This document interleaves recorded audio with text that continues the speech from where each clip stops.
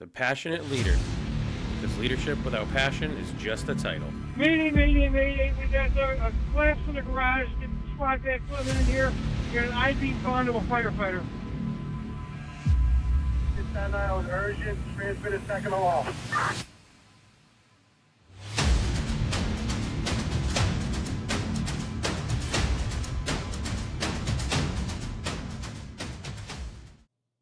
Hey, everybody, and welcome back to The Passionate Leader. Welcome to part 2 of our conversation with Dr. Keven McNeill. On this hot and heavy conversation, we've been talking anything and everything mental health awareness. When we left off, Keven had just walked away from the fight for disability, closing the book on one of the hardest chapters of his life. But what came next wasn't defeat. It was the start of something unexpected. From creating the Quiet Corner peer support group, to joining the local fire department alongside his son, to finally finding a place of stability. Keven's story proves that even after the darkest battles, you can still build a life worth living. Let's pick up where we left off. So you ended up, turning your badge in and, resigning. So what were the next steps after that? So when I left, they said I was a college professor, so I was kind of hustling. I worked for multiple colleges, and it was around that time I was writing the book. So what I would do is I would teach during the day. I'd stay up until 2, 3 in the morning writing and just writing and writing and writing and just trying. I really wanted to figure out, because it was the first time in my life I had some clarity, Mhm. because I was no longer, having going to deal with all this trauma day to day to day. It was my first time I was out there like, okay, what the hell just happened? So I was trying to figure out, where in my life things started to go sideways. And I did a timeline, and I started looking back, and I was starting to explore a lot of things in my early life, and I just saw this pattern developing, and it was it was a lie to myself. I kept telling myself over and over, the book's title is pushing it down. So I was literally doing that every time something happened in my life that was traumatic. From when the first time I saw, a dead body, up until the day I left policing, I kept pushing stuff down. I refused to deal with it. I was compartmentalizing things. I was siloing things in my life, and for the first time when I left policing, the floodgates opened. And when they opened, man, I was like, oh my gosh. And the first draft of that book was about 600 pages, and I read through it, and I'm like, whoa, there's something Yeah. here. And I never intended to get it published. I never wanted to be an author. I didn't wanna go that route, but when I started going back and reading through it, I'm like, "Man, like, there's something here," but I didn't know what to do yet. So, it was around this time, so I took about a year, of writing and just kinda thinking and working at the college, um, and then what happened was my oldest son at the time turned 14, and he said, "Dad, you remember?" Because he grew up in the firehouse as a volunteer, like, when I volunteered, so he grew up crawling on fire trucks. And he's like, "Dad, you remember you made me a promise?" And I was like, "Shit, I know what that promise is." And I'm like, "I Mhm. hope he doesn't. I hope it's like I get him a guitar or something." And he's like, "Dad, I'm 14 now. You said we could join the fire department." And I'm like, I'd just gone through all this Mm. stuff. I'm like, "Oh, Yeah. no." So we kinda went back and forth, and I asked him, I'm like, "Truly tell me why you wanna be a firefighter, because Dad went through a lot of stuff." And Mhm. he didn't know exactly. Yeah. He just knew Dad struggled with his mental health. But I'm like, "Tell me, give me a reason." And he said, like every firefighter and first responder, he said, Dad, I wanna help people." And I'm like, "How do you deny a kid that right?" If they're willing, and let's face it, today's kids too, like, how do you deny that? Yeah. So, reluctantly, because I was very nervous about it, For sure. And I rightfully I s so. I signed him up, and I'm like, "All right, buddy, like, let's go." But when I went to talk to the chief, who's an old friend of mine, he's like, "The only reason I'm taking your son is if you come back." I'm like, "I don't wanna deal with people." And he's like, "No." He's like, I need you here. We don't have a good junior program. I need guys with a level head. Mhm. You're fire 1, fire 2. We'll send you to whatever classes you want. Like, we need experienced people." And I'm like, Okay." I'm like, "I'll come back." And like, is you come back into the service, you get that bug, right? Yeah. You're Yep. like, it kind of gets a hold of you and gets in you, and that's what's happened to my son and I. We connected through the fire service, but I was looking around, and I was just seeing all these folks struggling Yeah. and with their mental health, and I was seeing substance abuse issues, and I was just seeing all this stuff that was just really concerning. And and nobody was speaking up about it, Mm. and maybe I was hypersensitive because everything I went through, because at that time I was in a good frame of mind, Yeah. and I'm like, maybe it's just me being hypersensitive, but I could feel something was off. Then then the worst happened.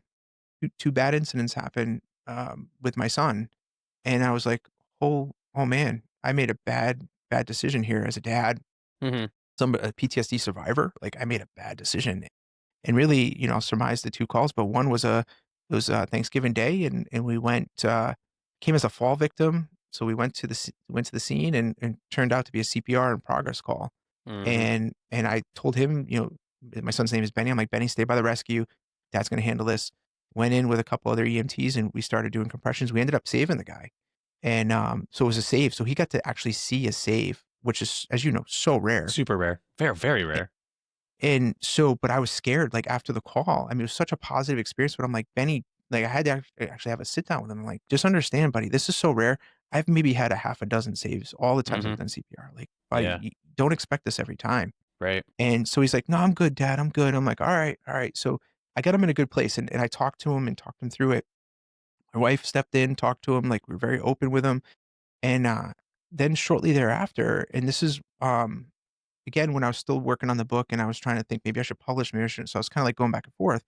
And, it was Easter Day weekend, actually on Easter, and we said, we're gonna shut the pagers off, like, we're gonna take a family time, and, which never happens, volunteer Yeah. service. Right, right. And all of a sudden, the tones drop, and it's a working structure fire, and I'm like, "Oh," like, we look at each other, I'm like, "Let's go." Turn them So on. we We're jump in the going. car and, like, giddy up, it's job town, and, so we go up to the station, we jump on a truck, and, there were bits and pieces of information coming in, and, but I knew it was a working fire because they were going to sound like they were going to second alarm right away, so, like, we knew it was job town. So, we roll up, and sure enough, there's smoke billowing out of the eaves and black smoke, and I'm like, "It's time to go to work." So I told him, "Stay outside, help flake out the hose. I'm going in." And, so I go into the basement, and, I hear over the radio that, there's possibly, a puppy trapped inside. Mm. So, of course, I'm a dog lover. Yep. So Yep. I'm, like, trying to search with my partner, and we're looking, and we're like, "We can't find the dog." And I'm thinking maybe the dog got out, they opened the door. So I'm thinking that. So I don't think much of it.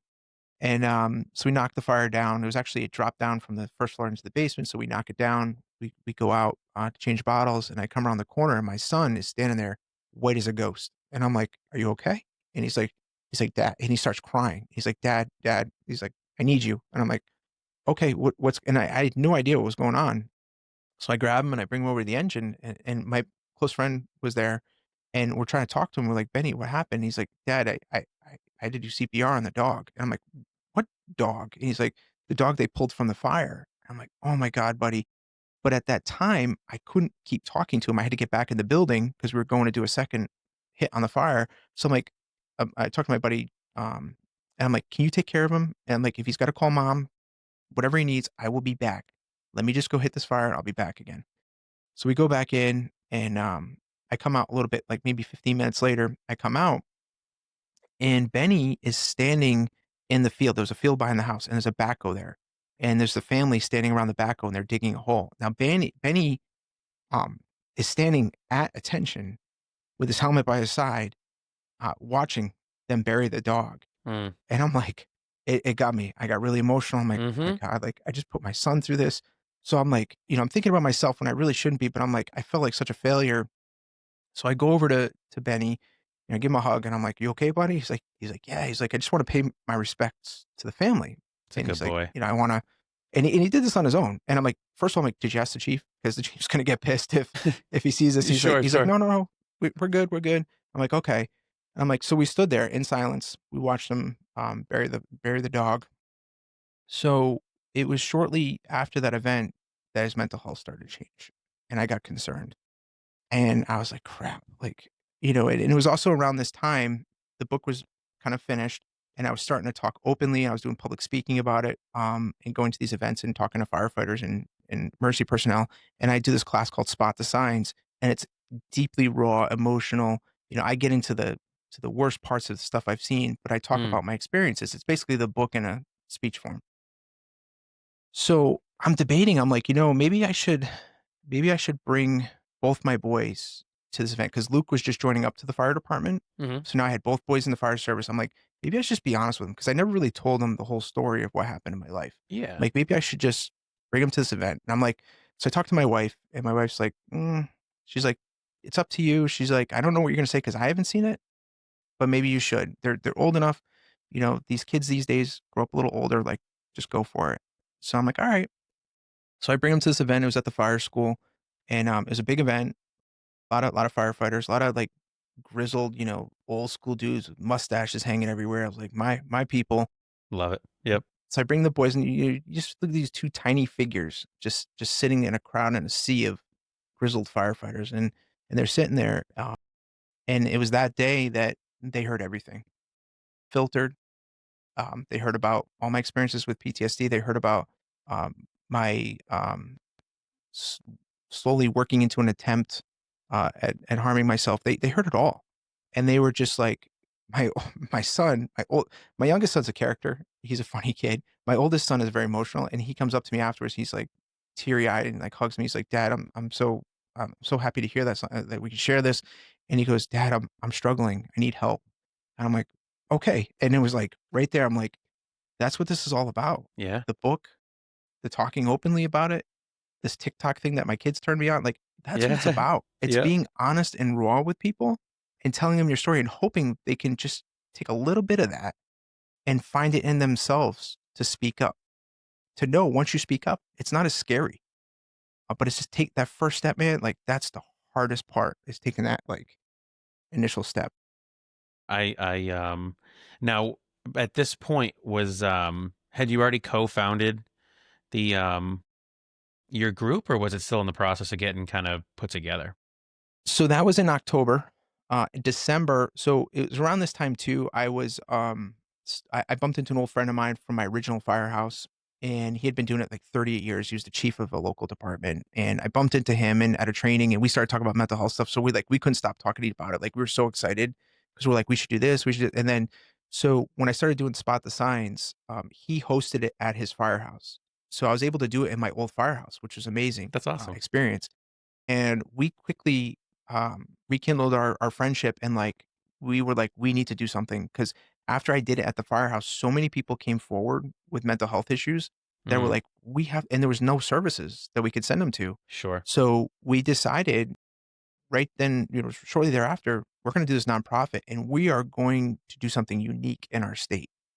We are going to give everybody a voice. So we are going to hit this from every single angle. We're not going to say no to things. We're going to throw everything at the wall and see what sticks. And if we help people, great. Just one person. That's all we need to help. And I mean, it just exploded. So that was that December of last year. We did it. We created the nonprofit, which is a nightmare. I don't. It's a lot of work. Sure. That's Uh, stressful in itself, right? yeah, let me tell you, that'll give you PTSD. Working with the feds, Yeah. they're probably gonna audit me because I'm talking about it.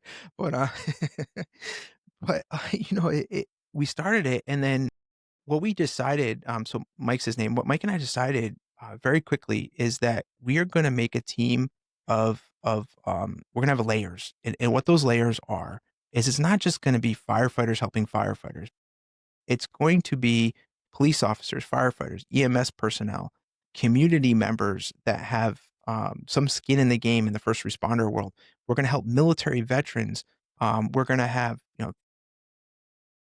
we're doing this thing called ASAP, acute stress adaptive protocol. We are going to throw everything at this team, and we are going to make the best team we could possibly make. And that was kind of our thought process right away. And we knew it was going to be insane to start it up. So what we did is, we're like, all right, we're gonna give ourselves a few years to start this. So this is, by the way, this is back in December. I was gonna say So like December we're of gonna give last ourselves a year, few right? years. Yeah. Yeah, yeah. So we're like, we're just gonna give ourselves a little bit. So what we did, this next part, you'll appreciate this. This next part, I'm like, we need a therapy dog. And my buddy's like, yeah, let's get a therapy dog. So we start looking. And so I told my wife in passing, I was like, hey, gonna get a dog. But she's a cat person. So I'm like, gonna get a dog. And like, kind of. So she's like, oh, okay. But I think I caught her on a day she wasn't pit. So she just tuned me out. Mm, So she's at work. And we go and we look at some dogs, and I find this golden retriever, and I fall in love with this dog. Like, I picked her up, and she just like melted in my arms, and she's mm. just beautiful dog. And I'm like, Mike, this is it. And I'm like, we're going to make her a therapy dog. And he's like, okay, let's do it. So we purchased the dog. Actually, his fiance owns a wedding venue. She bought the dog through the wedding venue as a donation to the Oh, I love nonprofit. it. Yeah. So it was just amazing. So we came home with this dog. Didn't tell my wife. She comes home from work. There's a dog in the living room, and she's like, "So, what's this?" I'm like, "Her name is Hope, and she's cute." And so it was kind of funny. She jokes about it to this day. She's like, "Oh, it's like you had a kid out of wedlock. This kid just comes home." So, but yeah, it was an amazing experience. So, I started canine school and working with Hope on therapy stuff. I work with a great trainer, and Mm, but it's a full time. That in itself is a full time gig.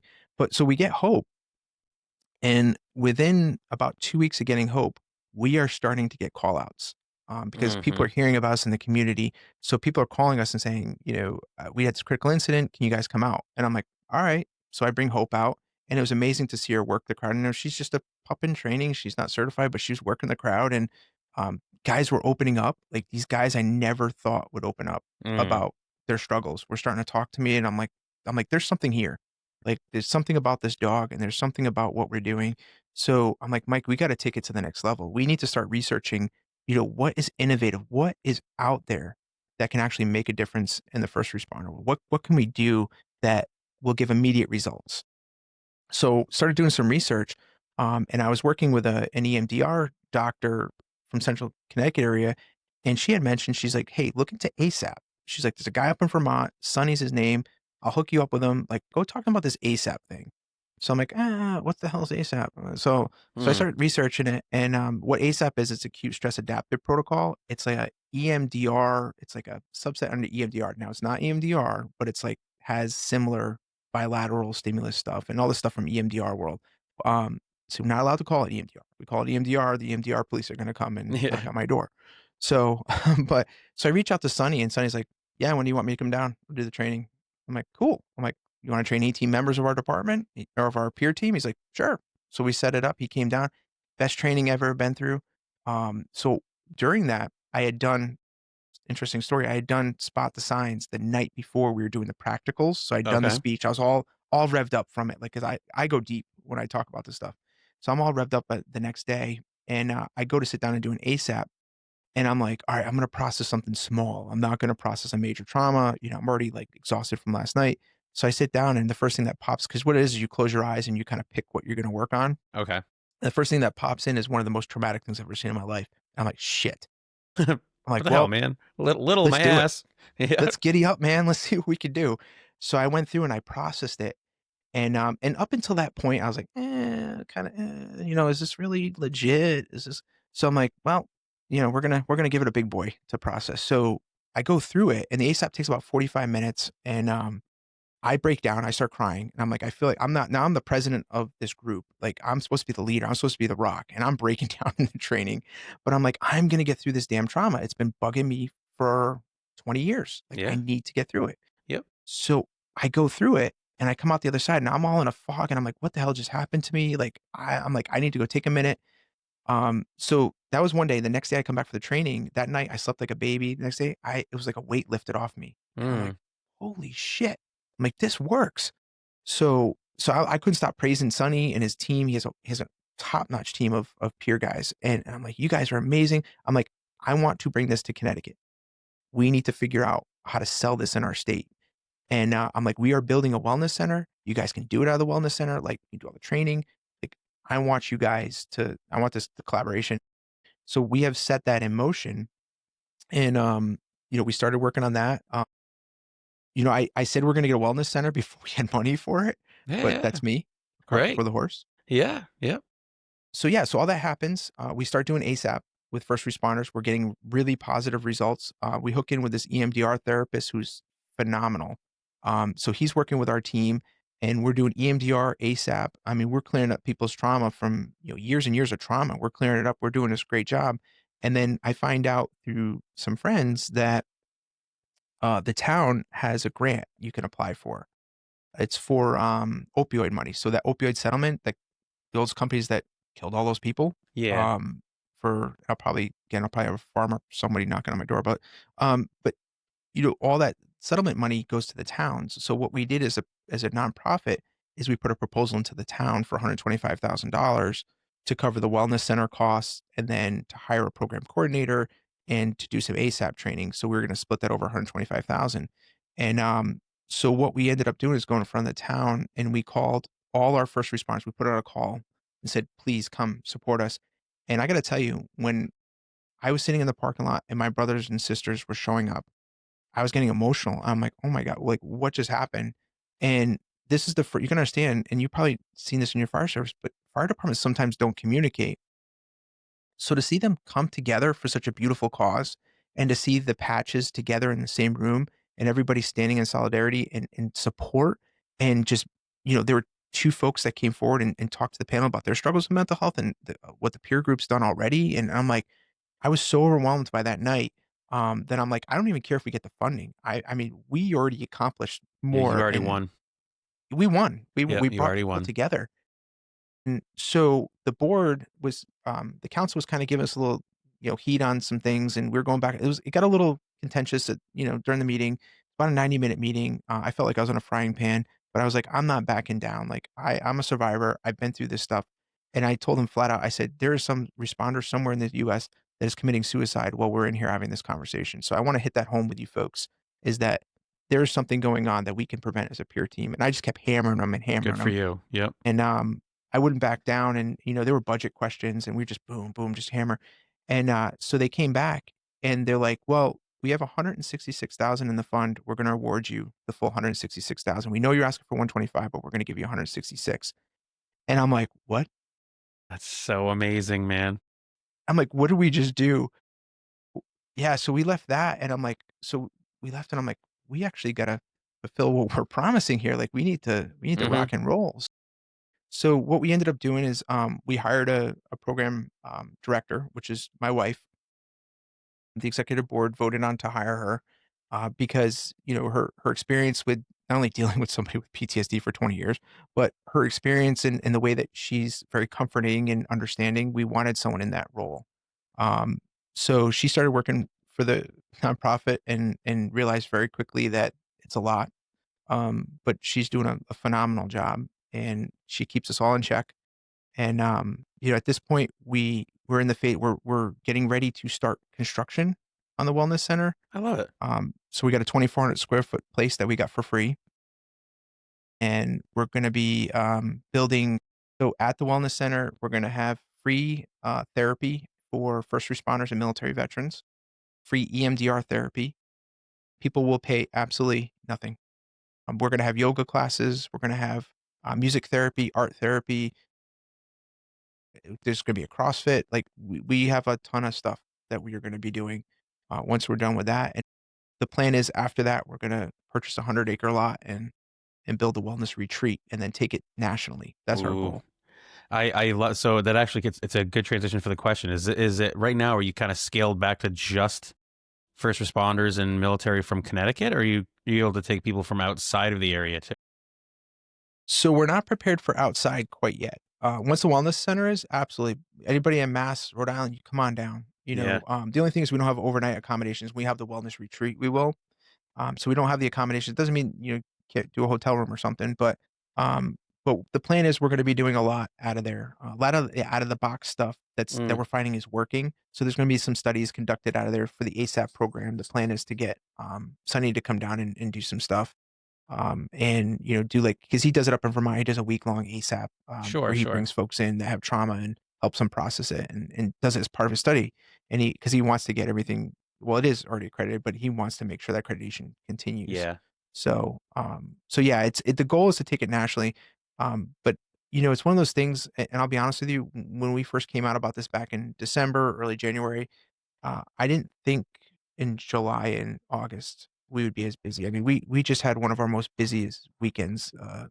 We had multiple calls to line of duty death. I mean, it was just like Hmm. so much stuff that came our way that it was overwhelming.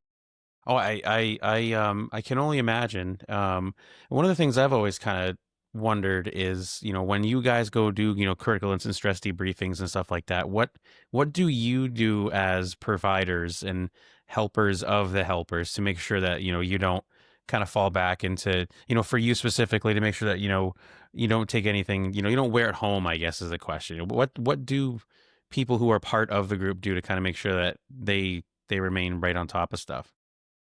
So during our onboarding process, we have a very honest conversation with folks, and we tell them flat out, you're joining your brothers and sisters here. Whatever you say in here is confidential. Nobody here is going to blab your personal stuff. Um, we have EMDR therapists, and we also have regular therapists, a chaplain that are willing to sit with folks after a critical incident, help them process the trauma. We also offer the ASAP to our brothers and sisters, so we will run it for each other. um, but a lot of it, I gotta be honest with you, you know what it is? It's just going to someone and be like, "Are you okay? Yeah. What do you need from me?" That's my big you'll hear that from all the time. "What do you need from me?" And they could say anything, whatever they need. They need me to drive them somewhere, they need me to whatever they need, and Mm. sometimes that's just enough. But I will be honest with you, after the line of duty death, last weekend, I was struggling a bit. It hit me hard Yeah, because it sure. reminded me of my friend. It reminded Of me course. of a lot of things. It brought up some old stuff that I was like, man." And I called up the EMDR therapist and I was like, "Hey, I'm a little off today. Can we meet?" Mm. And he's like, "I'll be up there." And like this guy will come out at 9 o'clock, 10 o'clock at night. He doesn't care. I Yeah, mean, he's just an that's good. amazing human being. Yep. That's the beauty of our group is we look out for each other. If we don't see you showing up at meetings, if we don't see you, maybe answering a group text or something like that, we're coming to find you. What's going on? Are you okay? Mm. Um, we've already had members struggling with stuff, and we're like, "Okay, we're gonna get you in for some EMDR," and we'll send them down there, and, I mean, we've had people um, that have legitimate issues, but it's being addressed, and it's here's the beauty of it, there's no copay, there's no, like, you call your therapist, "I'll see you in 2 weeks." There's Yep. none of that, it's, "Okay, can you meet me in an hour?" It's that That's quick awesome. sometimes. No, So, from a very jealous standpoint, knowing that because I am not that far from where you're at. I'm up in New Hampshire, so I'm not far at all. So knowing that this resource is on the precipice of available for my guys, because when I say I'm in New Hampshire, I literally, if I could throw hard enough, I would throw a ball from into Massachusetts. So I'm not that far from where you're at. yeah, So it's yeah, selfishly, it's good to know. And um, I mean, in everything, it's exciting. And we could say, when you say last December, it really sounds like it's a while ago, but we're talking barely 8 months ago. So this is yeah, it's yeah. crazy to think that it's growing so damn fast. Yeah, I really attribute it to a few things. One, it's the team. Mm, We have a really good team, and um, I think the second one is the local businesses and the media. They really latched onto this, hmm. and we'll call them up and say, "Hey, we're going to do this. Do you think you could cover it?" And they're like, "All right, no problem." And they show up and they do a great job. So we're trying to be completely transparent. There's some things we can't talk about, obviously for Sure. confidentiality, but Yeah. at the end of the day, it's a working relationship with our community, Mm, and we're out there. If they need us at a community event, we go down there, we'll set up a table, and we'll talk to folks. And we've talked to a lot of the family members of first responders and military hmm. vets. We're willing to work with them. We're also, again, this is probably a little unique, but uh, we will also work with if a community member witnesses a traumatic, let's say a fatal wreck. Come on down to the wellness center. Mm, Come on down. We're gonna work with you. We're gonna get you through this because you're part of that event.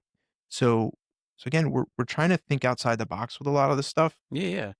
Yeah. And I think for me, my main drive is I had such a horrible experience with my own peer group when I was a cop. I don't want Yeah. to see that happening again. Good for you. So, I think a lot of times peer groups and um, I'll probably get hate mail over this, but I think a lot of times peer groups, they take a class and they're like, "Yeah, we're good." And they just think, that's it, but the basic peer class of just Hmm. going to talk to your peer is not enough. Right. Because let's face it, Yep. you can just talk so much. You gotta process that trauma. You gotta hit it head on. And that's where the EMDR and the ASAP comes in, that is the key. And it's working so well in the first responder community. I feel like I gotta scream it from the rooftops, like, "People, we have an answer to Yeah. our traumas and how we can process it." Now if it doesn't work, we have other ways. And that's why we have the chaplain, we have a therapist. Like, we can do other things. Sometimes just getting out there and running or, you know, Mm, getting your sweat on will help, whatever. Do yeah. some yoga. Yep. Yeah, one of the things I've always asked my guests is, how it's more of a not to decompress like the heavy duty stuff. It's the, what do you do to just literally break from the fire officer JP to the at home dad, and same thing with you, like, and it's having that. And some people's, it's crazy stuff. It can be, a hobby farm, or like you said, it could be running, um and but this is all, and it's kind of saddening that it took you having a horrible experience with a internal peer group from a agency that really probably was pushing really hard that we have something, and really like to dote about it. But this is really good stuff. So for our listeners, what is the name of your company? Because I know even those that are not in the area are going to start looking stuff up, because you're only getting started here. So we might as well, let's plug the business the best we can for everybody. Sure. So we do have a website. The name of the organization is Quiet Corner Peer Support Group. We're based out of Dayville, Connecticut. It's in the quote quiet corner, northeastern part of the state. Our website is www.qcps.net. It's a website that was just put up, so we're working on it because we have so many working parts to this nonprofit. Sure. But we're out there. We're also on social media, so we're on Facebook. For some reason, I'm being told I'm old because I'm on Facebook, which after I'm being on learning. TikTok for a little bit, I'm like, maybe I am old. I feel that, especially me trying to build my platform, is there's far more traction to be gained on TikTok than there is on Facebook. Instagram is really, and I think what it is the short videos that catch people's attention is really what it Well, is. yeah. Yeah. You won't see me, like, I know we were joking in text, like, you're not gonna see me twerk. I can't twerk, I got a fat hip. Yeah. So I guess if you do see that means my TikTok's going down the drain. It's a physical problem that we're having, right? Well, it's yeah, it's a seizure. Yeah, dude, for real. I'm having a medical event. It's not me being funny. I swear. I mean, even today, it was funny. I've had a ton of blooper reels I've wanted to throw down on. I mean, so today I'm like, you know what? I need to put some content out. Let's put a blooper reel out, because, dude, who doesn't like to see? Because everybody sees the polished stuff or the final product, but dude, I got probably 45 minutes worth of me, stuttering and saying the wrong words. And I have one of my multiple tripods that I have. They all have the Bluetooth, mic, not the mics, but the camera, actuators. And I remember one of them, I literally went to go hit the stop button and I launch it. And it's a whole video of me searching for this damn thing in the bushes because I lost it. And I never hit the stop button. So it got a lot of good audio too. But no, this has really been good, man. I'm super glad that we were able to connect and talk about something that is really heavy. And I hope if there's anything that our listeners were able to get from this today was seeing firsthand what can happen if there's not a lot of support in house, and what can come out of it. This is definitely a from the trenches to triumph kind of story. And one of the things before we really cut it too short is talking about your book. For selfish reasons, I've kind of dabbled down writing my own book, but it's more so about bids for, like, when you said, dude, 16 times you put in for detective, and your resiliency. As soon as you said 16, I felt little, because I've put in for fire chief's jobs in, I think, maybe a handful of towns.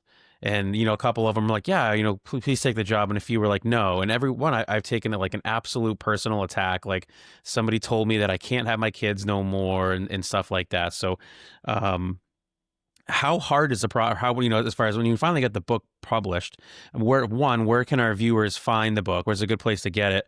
And kind of walk through the process of finally getting it actually written, put on print, and out for availability. So what I decided to do was independent publishing. Okay. And the reason why I wanted to keep the rights to the book, I didn't want anybody. It's my story. I don't want to have to deal with the Good call. publisher. At first, I was researching publishers. I'm like, nah, I'd rather keep it and market it myself. And really, the only difference between independent and a publisher is the marketing. So it's on Amazon. That's the first platform I published it on under independent author. And then what I did is I went to Barnes and Noble and pitched it to them, and was able to publish it through them. And you can there's other platforms out there, but I basically just stuck to those two platforms. Awesome. And then I do book signings, and I try to push it out through local bookstores as well. I've had some pretty decent success with that. In my area, it's known. It's getting outside of Connecticut is so where that's the toughest part. So when you publish, Sure. it's hard to get it out. Like, that's why I'm hoping the TikTok, the message, Mm, I don't wanna be that pushy person, be like, "Buy my book," but I think if people really wanna know the story and, I think it can help folks, um, if they read through it, and it might be one thing in there that they could latch onto that will help them come forward. At least yeah. that's my intent, but as No, far as the I writing yep. process, I gotta tell you, man, that was rough. The Yeah. initial copy of it was, I went took me a little while, took me about 4 years to write the actual book. Gotcha. Yep. But the worst part is editing. I hate editing. That took me Sure. so much time. I was pulling my hair out because, one of the things it's like, how much do you share? Like, Yeah. Yep. you wanna tell a story, you also gotta change events a little bit because Mhm. you don't wanna get sued. You gotta But, protect the like, innocent. Yeah. No, I get you. yeah, you wanna Yep. protect the victims, you wanna protect, some of the identities of the folks, like, if there are people that I'll read, I'll be like, "Oh, crap, that's me." But, it's the reason if you're in that book, you probably did something really wrong. Dude, So, amen. I scream you that know from the mountaintops, honestly. Yeah, yeah, so I'm calling people out because they know what they did. Mhm. But the editing process was horrible. I also designed my cover. I've already changed it once, mostly because it was a little too dark, Sure. initially, so I Yep. just changed it up. But I pretty much did everything cover to cover, and, it was just kinda shaving off stuff and making sure, Mm. the story flowed was the hardest part because there's so much I wanted to put in there. So if you come to the spot the signs, when I do a spot the signs, I get in the weeds, man. Like, I get deep in there. The book, it kinda gives you the highlights of things, but the spot the signs, that's the emotional, visceral reaction to what the book's about. So I like your color. I'm not gonna lie, I'm on it right now. Thank you. I like it. No, it's going in. I'm getting some stuff for the show anyway, so it's definitely going in my Oh, thank you. in my cart because well, you hit the nail on the head. If there's, and that's why I've hit up so many different people to try to get different topics on here because if we can have right now a little bit over an hour long conversation, but we can make somebody's life better. If we can take them Yeah. from looking into the abyss and being like, this is it. I mean, my family's, you were there, my friend. And the world is better because of that divine intervention that stopped you from being able to complete. Um, and if we can, do this in whether it be a small podcast platform or, because all it takes is somebody in the bigger circuit to be like, who's this passionate leader dude? Happen to click on your episode and boom, we just, you just saved somebody's life in Kansas. You know what I mean? So it's huge. And that's the whole driving force from, for what we're all doing. And as far as you hit the nail on the head for sure with, if there's people that are like, oh, is that me? That's Yeah. the phrase I've heard is unapologetically unapologetic, and there's a lot to be said about it. And that's, I know I've had a couple of people comment on my Facebook post that or not Facebook, TikTok rather, and they're like, "Hey, man, they're a little rough around the edges," and I'm like, "Yeah, yeah," and I'm gonna call it how it is. I call a spade, and if it hurts your feelings, then it's probably because I'm hitting something in it. I when I say I don't care, it's not that I don't care that I hurt your feelings, but I don't care that you're upset enough to tell me that you're upset type thing. Like but this is really good, Kevin, man. Thank you so much for the time tonight. I can tell you right now, as when I was going through this stuff, we were on the website. The first thing my wife saw was hope. So she, of Oh, course, she dangerous for me. I know for sure we're going to be meeting at a lot of the events you go out in the public because the wife's going to want to see hope. It's just that simple. well So we're gonna have to do that, and she actually Hope has a book coming out, so I no wrote a second way. book. Oh well, Yeah, plug so that. Well, let's hear it about this. it's called Pause for Hope, and it's coming out on her birthday, September 4th. So it's as told to me, so technically I didn't write it, I did. But I wanted to do something so after writing the memoir, I was like, "Oof, that was heavy." So I wanted to dabble in something else, and one night I was laying with Hope on the couch, and I'm, like, looking at her, and I'm like, "What the hell are you thinking?" Like, you little four-legged freak. Like, I Yeah, like love you what's so going much, through but your what are you mind? thinking?" And she Yeah. had been through so much from Mm. taking her home to not telling my wife to, and then my wife Surprise! falling in love with her and, like, the boys Yeah. falling in love with her, and then, like, she's out in the fire community, she's out in the like, in the military community, like, she's everywhere, she's all over social media, she's been on the news a few times, like, I'm like, I gotta write something from her perspective. So what I did is I wrote it fairly quick too. I wrote it in about 6 weeks. That's awesome. Um, and I put it together and I'm like, "This is kinda cute." Like, I just wanted to try something new. Yeah. So we'll see if it takes off, but it is coming out, and I'll get your wife a copy when I get an You author said copy. pause for hope, you said, right?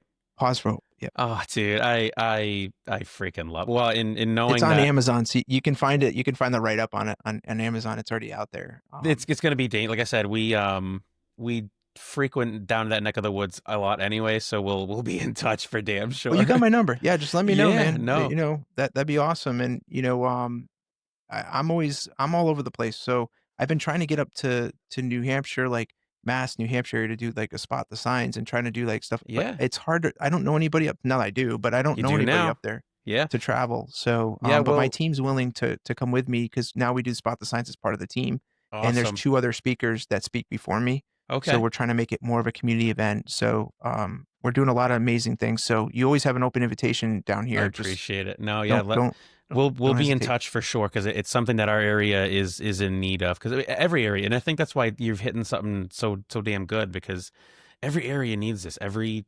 neck of the woods is suffering from this, and it takes that.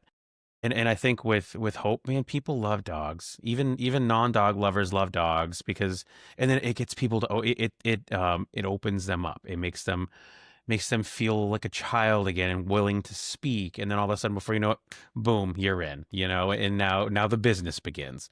It's that Um, shift in mindset. it When you're in that is, trauma, you're stuck yes, in it.